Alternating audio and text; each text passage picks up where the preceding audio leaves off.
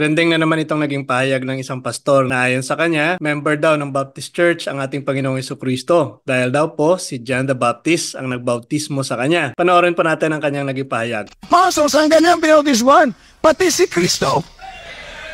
Dinikling din sa Matthew chapter 3 na ngayon siyang bautismuhan ni John the Baptist. Pero si Kristo ay naglakad ng 60 miles from Galilee to Jordan. Yung panahon na yun, meron mga pare noon. Paring Pariseo at paring Sadduceo. Pero hindi siya lumapit doon sa pare. Lumapit sa kay John. Nasabi ni John, at siya ang baptismuhan mo sapagat ikaw na parito sa akin. Ano sabi ng Panginoon? Payagan mo ngayon. Ako ang nagbabautismo sa Espiritu, sabi ni Kristo. Ako ang nagbabautismo sa apoy. Pero sa tubig, ikaw ang binigyan. Kaya bautismuhan mo ngayon. At sila'y lumusong at binautismo rin. Kaya ang nagbautismo kay Kristo ay Seventh-day Adventist, Adventist si Kristo.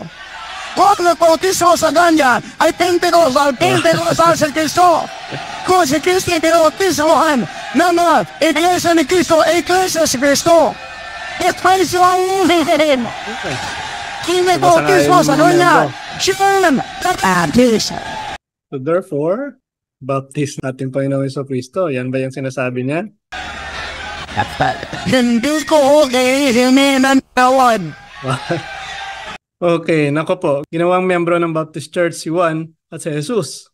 Kung makikita po natin, paniwalang-paniwala pong mga kaanid nito sa turo ni Pastor. At ang ipinagtataka ko, hindi ba ang mga ito nagsasaliksik kung ano ang tunay na kahulugan ng baptist? At kung tama bang paniwalaan na si John the Baptist at si Jesus ay isang miyembro ng Baptist Church? Nako po, alamin po natin ang buong katotohanan. Hindi po tama na sabihin na dahil si Jesus ay bininyagan ni John the Baptist, siya ay miyembro na ng Baptist Church.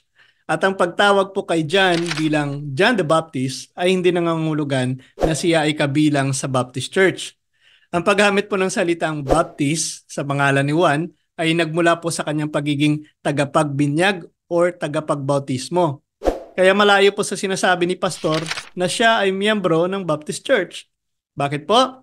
Dahil ang pinakaunang Baptist Church hindi nagsimula first century sa panahon ni John at ng ating Panginoong Hesus. Ang pinakaunang Baptist ay sinimula ni John Smith na nagsimula lamang 16th century. Kaya malabo po ang claim na si Jesus o si John the Baptist ay miyembro ng Baptist Church. Ang pagkakabinyag po ni Jesus kay John the Baptist ay hindi nangangahulugang siya ay sumali sa Baptist Church. Sa halip, ang pagbibinyag na ito ay isang mahalagang pangyayari sa buhay ni Jesus kung saan ipinakita niya ang kanyang pagsunod sa kalooban ng Ama at ang pagsimula ng kanyang ministeryo. Ang Baptist Church po ay may sariling mga doktrina at paniniwala na magkaiba po sa turo ng ating Panginoong Hesus. Kaya hindi natin maaaring i-apply ang mga konsepto at kategorya ng modernong simbahang Baptist sa mga pangyayari sa panahon ng ating Panginoong Hesus at ni John. Wala pang Baptist na umiiral noong panahon ni John the Baptist. Nagturo po si John ng doktrina na wala pang Baptist Church. O kung subaybayan man natin ang buong storya niya sa Biblia, ay wala naman siyang itinuturo na umanib kayo sa Baptist Church. Yan po ay malinaw. Itinuturo lamang po ni John na ang bautismo ay para upang matamo ang kapatawaran ng mga kasalanan.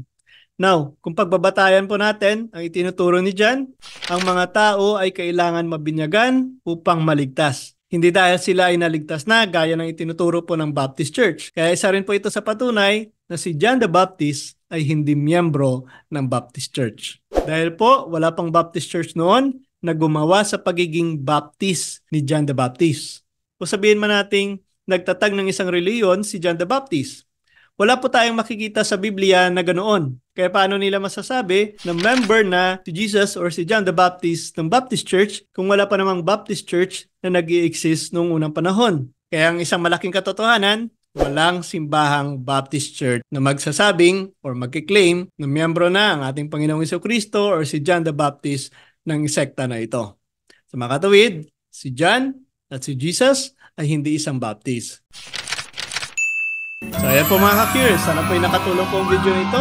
Kung nagustuhan niyo po ito, please like and share, ibahagi po ninyo sa mga kakilala po ninyo. At Lagi pa nating tandaan na ang tunay na bautismo ay maibibigay lamang ng tunay na iglesia.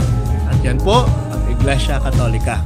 Maging isang tunay na Katoliko sa salita at sa gawa. At maaari nyo rin po ito ipakita sa pamamagitan po ng pagsuot ng ating Catholic t-shirt na available na po para sa inyo. Muli po, this is Mr. Curious Catholic na nagsasabing, Proud Catholic and forever will remain Catholic. Pro Deo et Ecclesia. Sa Diyos po ang lahat ng kapurihan. Hi, I am Sister Lotlot from Rojas City. I am a visually impaired person. Nag-aalinlangan ka ba tungkol sa iyong pananampalataya bilang isang Katoliko o ikaw ay hindi Katoliko? Narito na ang kasagutan ng iyong katanungan. At kung gusto mong hahanapin ang katotohanan, hanapin, ibahagi at mag-share si Mr. Curious Catholic. See you sa Mr. Curious Catholic.